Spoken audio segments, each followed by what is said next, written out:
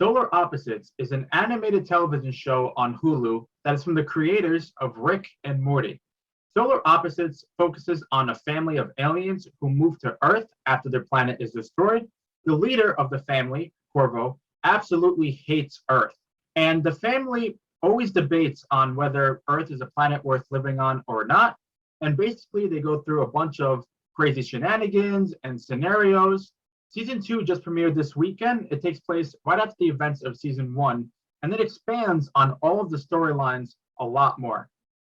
Season one of Solar Opposites premiered in May 2020.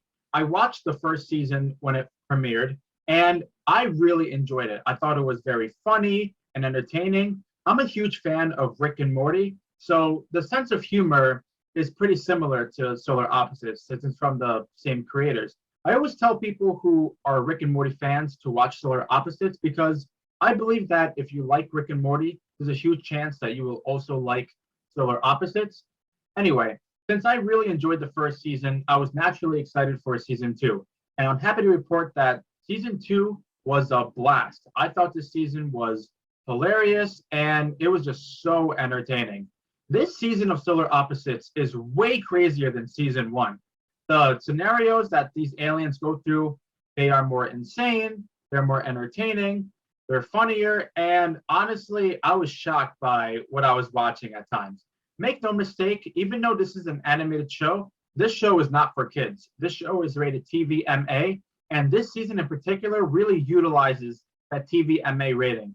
Season one was not timid with the TVMA rating, but this time they go all out. And once again, I was just shocked at some of the things I saw. But even though they went up with the mature content, it never loses its sense of being great. It's consistently funny and it's entertaining. It's heartfelt. It's still a really solid show. Now, I love the characters. You have Corvo, Terry, Yumulak, Jesse, and the Pupa. They are the family of aliens that move to Earth for the reason that their planet is destroyed. They're all different people. They have very different personalities, but they all work together so well and they have great chemistry. Now, a lot of people compare Corvo to Rick. Funny enough, they're voiced by the same actor, so at times when Corvo talks, it sounds a lot like Rick. But they're very different characters. I mean, I can see why people compare them, but Corvo is not as savage as Rick at all. Corvo and his family are outcasts. People generally hate the aliens, and they have each other. They're a lot more kinder. Yes, there are times where they're narcissistic and they do shitty things, but overall, they very much care for each other. They're a lot nicer to each other than Rick is to his family and vice versa. I get more of a sense of optimism in Solar Opposites than in Rick and Morty. There are similarities, like I said, the sense of humor is similar. And Solar Opposites has this tendency to reference movies, not as much as Rick and Morty, but enough to make it stand on its own. I think Solar Opposites has its similarities because it's from the same creators, but is it a ripoff of Rick and Morty? Absolutely not. I don't believe it is anyway. This is a really solid show, and as I stated before, it's very entertaining, it's funny, the characters are great.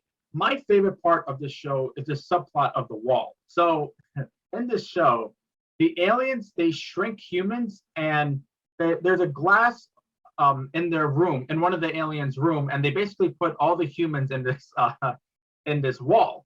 And we focus on those humans, they create their own world. There's like an uprising. It's really riveting stuff. And similar to the first season, my favorite episodes are the ones that solely focus on the wall. So season one, episode 7 is my favorite, and season 2, episode 7 is my favorite because they primarily focus on the wall, and those episodes are really incredible. I mean, the animation is excellent, the voice acting, consistently, it's amazing, but in this episode, and the episodes in particular that I'm talking about, outstanding, really great stuff. So I will say, even though I really enjoy what the aliens are doing and the shenanigans and the cameos from famous celebrities, that's all entertaining, but I personally find myself more invested in the wall subplot. So in season 2, there were times where I wanted more of the wall subplot. I mean, it's not that it's never shown here. That's not the case at all, but it is my favorite part of the show, to be honest. And I will say the show is a lot more self-aware. of itself, meaning that they tend to break the fourth wall. They talk to the audience directly at times, and they reference Hulu a lot, the streaming service it's on. And at times, its reference to Hulu can feel a little bit repetitive, but mostly the humor works for me. I was very entertained. Like I said, it's a charming show. It's heartfelt. It's hilarious. It definitely doesn't hold back with its TVMA rating. And I really enjoyed this season. So I'm going to give Solar Opposites Season 2 an 8 out of 10.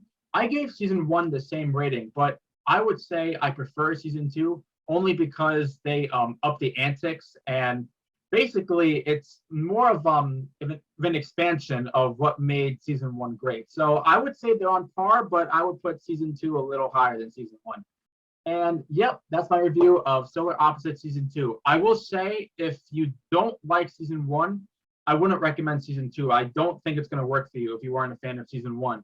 But if you've never seen Solar Opposites, if you have Hulu, if you like Rick and Morty, or if you've never seen Rick and Morty and you haven't seen Solar Opposites, I would say give this show a shot. I think there's a chance you may like it. It's funny. The voice acting is excellent. It's entertaining. It's a very easy binge. It's 2 seasons so far, 8 episodes each. Each episode is 22 minutes. It's a very easy binge, and the episodes fly by like that because of how fast-paced they are. So I'm going to give this season, Solar Opposites Season 2, an 8 out of 10. That's my review of Solar Opposites Season 2. I hope you guys enjoyed the review. My next review will be for Godzilla vs. Kong. I bought my IMAX ticket for Wednesday. I hope to have a review to you guys by Thursday.